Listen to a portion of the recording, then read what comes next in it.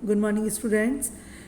पिछली बार आपने पढ़ा था कि जो बाहर से जो व्यापारी आए थे वो पहले तो हमारे देश की तरफ अट्रैक्ट हुए थे व्यापार करने के लिए, लेकिन जब उन्होंने यहाँ पे देखा कि यहाँ पे काफ़ी आपसी फूट है और लोग काफ़ी एक दूसरे को जो है वो मतलब जैसे टांग खिंचाई करते हैं और उनमें एकता नहीं है, यूनिटी नहीं है, तो उन लोगों ने यहाँ पर जो है सोचा कि हम लोग अपने व्यापार के साथ साथ यहाँ पर जो है वो शासन करना भी शुरू कर देते हैं। उसी तरीके से आपको पता होगा कि अंग्रेजों ने हमारे भारत देश पे 200 वर्षों तक जो है शासन किया था, ठीक है। और उसमें अलग अलग, अब इनमें भी क्या था कि अलग अलग लोग थे, कोई फ्रांसीसी थे, कोई जो है वो ब्रिटेन से थे, तो इन लोगों में भी आप इंग्लैंड से थे, तो ये लोग क्या है आपस में ये लोग भी कौन ज़्यादा हमारे पर शासन कर सकता है, इसके लिए ये लोग भी इनमें आपस में भी युद्ध होते थे। तो आपने प्रीवियस चैप्टर में वो पढ़ा था, मतलब प्रीवियस जो पोर्शन था उसमें वो पढ़ा था। अब उसी कंटिन्यू में हम आगे पढ़ रहे हैं। So they kept friendly relation with Maharaja Ranjit Singh. यहाँ तक मैंने आपको पढ़ा दिया था। अब इसके आगे आज आप पढ़ने जा रहे हो डलहौजीज पॉलिसी ऑफ एनेक्सेशन। मतलब डलहौजी ने जो है वो फूट डालो राज करो की नीति में कैसे ना आगे अपनी नीति लगाई, उसके बारे में बताया हुआ है।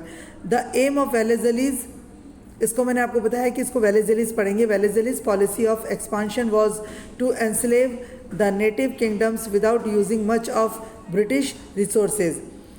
वेलेजली की पॉलिसी क्या थी कि अपने जो भी उसका जो साम्राज्य है उसको बिना किसी ज़्यादा जो है वो ब्रिटिश रिसोर्सेज को काम में लेते हुए, यानी यहीं के लोगों का इस्तेमाल करते हुए उसको आगे एक्सपांड करना था, बढ़ाना था। The state that accepted the subsidiary alliance considered the British of their friends.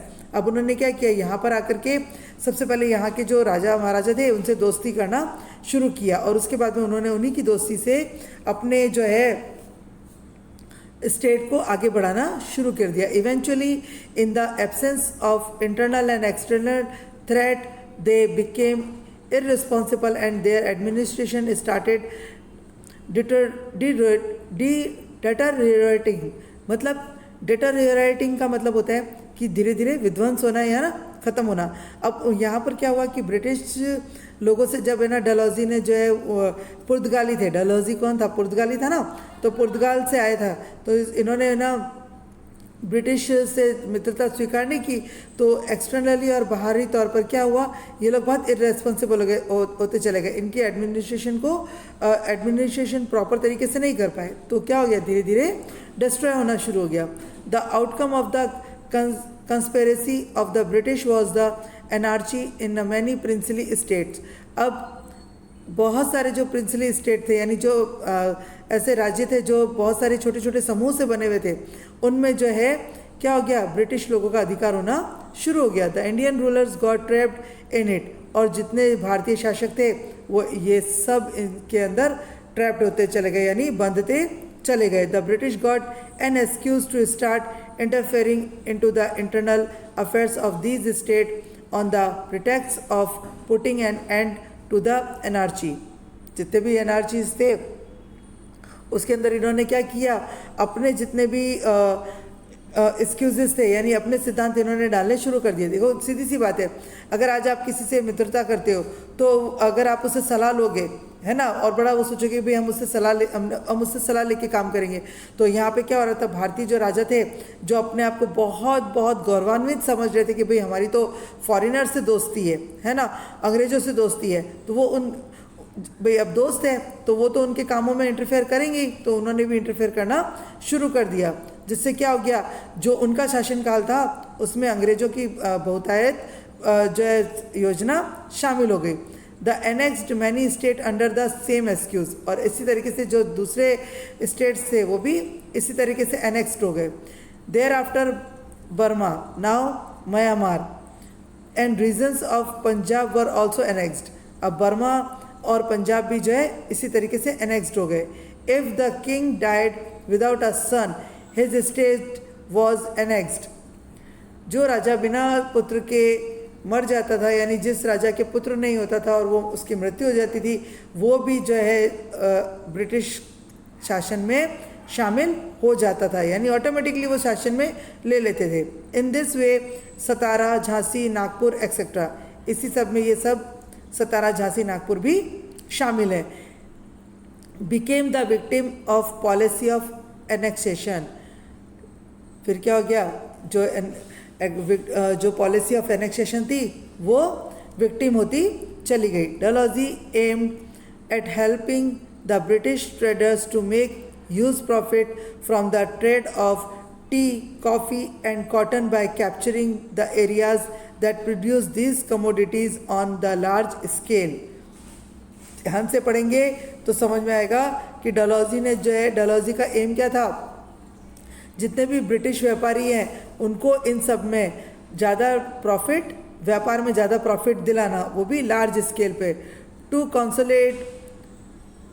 Consolidate the British rule in India and to run the administration smoothly, many changes were introduced by Dalhousie in India. इस तरीके से क्या हुआ, जो British सरकार थी उन्होंने बहुत स्मूथली जो है, बहुत आसानी से जो है भारत का पूरा एडमिनिस्ट्रेशन अपने हाथों में ले लिया, और बहुत सारे जो चेंजेस थे, बहुत सारे जो नियम कायदे थे वो किसके द्वारा इंट्रोड्यूस किए गए, डलहौजी के द्वारा। ड्यूरिंग हिज टेन्योर, उसके यानी उसके शासनकाल में, the first railway line was started between Mumbai and Thane 1853। Underline कर लीजिएगा, द फर्स्ट रेलवे लाइन जो है वो स्टार्ट हुई थी मुंबई से थाने के बीच में, कौन से सन में, 1853 में। किसके शासनकाल में, डलहौजी के शासनकाल में। The modern postal system started in India and wireless system between India and England to was introduce during is tenure, यानी कि पोस्टल सिस्टम भी स्टार्ट हुआ था और वायरलेस सिस्टम भी, यानी कि डायरेक्ट जो है वो कॉलिंग करने का जो जिसको आप वॉकी टॉकी बोल सकते हो, ठीक है, वो इंडिया से इंग्लैंड के बीच में शुरू करवाया गया था, वो भी इसी ने इंट्रोड्यूस किया था। He passed laws to ban child married and advocated widow remarriage. उसने दो सिद्धांत बनाए, दो कानून बनाए, जिसमें पहला कानून तो ये बनाया था कि बाल विवाह को उसने बैन कर दिया था, कोई, ठीक है, कोई भी बाल विवाह नहीं कर सकता था। और दूसरा उसने एक ये कानून बनाया था कि जितने भी विधवाएं हैं उनकी रीमैरिज की जाए, उनकी यानी उनकी दोबारा से शादी करवाई जाए। English education spread in India during this time, और इंग्लिश में जो शिक्षा जो शुरू हुई थी, जो फैली थी, वो भी इसी काल में थी। The first 3 universities in India were established in Mumbai, Chennai and Kolkata in the year 1857 CE. Thus, these reforms were basically for the expansion of British rule and ease in administration. 3 universities start हुई थी, इस्टेब्लिश हुई थी मुंबई, चेन्नई और कोलकाता में, और इन सब में basically जितने भी रूल्स और एडमिनिस्ट्रेशन चलते थे वो ब्रिटिशर्स द्वारा बनाए गए थे। Although Indians benefited later on, भले बाद में जो है भारतीयों को इसका फ़ायदा बाद में मिला था। They had to suffer a lot with the introduction of British reforms. उन्होंने जो है ब्रिटिश शासनकाल में भारतीयों ने बहुत सारा सफ़र किया, उनको कुछ भी चीज़ें नहीं मिली थी। Dissatisfaction of people after the policy of subsidiary alliance, Dalhousie policy of annexion shook the whole nation terrible. This resulted in the dissatisfaction among the people towards the British. You must have seen the film Kranti and Mangal Pandey. If you have not seen, then try and see these movies. इस movie को देखोगे ना, क्रांति को या मंगल पांडे वाली movie को, तो उसके अंदर आपको सारी जो डलहौजी की जो पॉलिसीज़ है उसको इसमें बहुत एक्सपैंड करके बताया हुआ है। If you okay, at this time the people were surprised under the dictatorial regime of British. In addition to that, the reform made by Dalhousie added fuel to fire. Different people reacted differently to railways, facilities of post and telegraph and western education. बहुत सारे लोग जो है वो बहुत मुश्किल से उन लोगों को ये चीज़ें मिल पाती थी और हर जगह पे उनके साथ में पक्षपात होता था। Orthodox people felt that the British wanted to destroy their culture. जो ऑर्थोडॉक्स पीपल थे यानी कि जो ग्रामीण क्षेत्र के लोग थे, वो ऐसा महसूस करते थे कि जो ब्रिटिश लोग हैं वो उनके कल्चर को डिस्ट्रॉय करना चाहते हैं। The reform done by the British were basically for running the administration smoothly. और उनको ऐसा लगता था कि ब्रिटिश लोग जो है वो बहुत आसानी से अपने सारे एडमिनिस्ट्रेशन को चला रहे हैं। The dissatisfaction of the people has reached a point of saturation and they were in the state of rebellion which resulted in the freedom movement of 1857।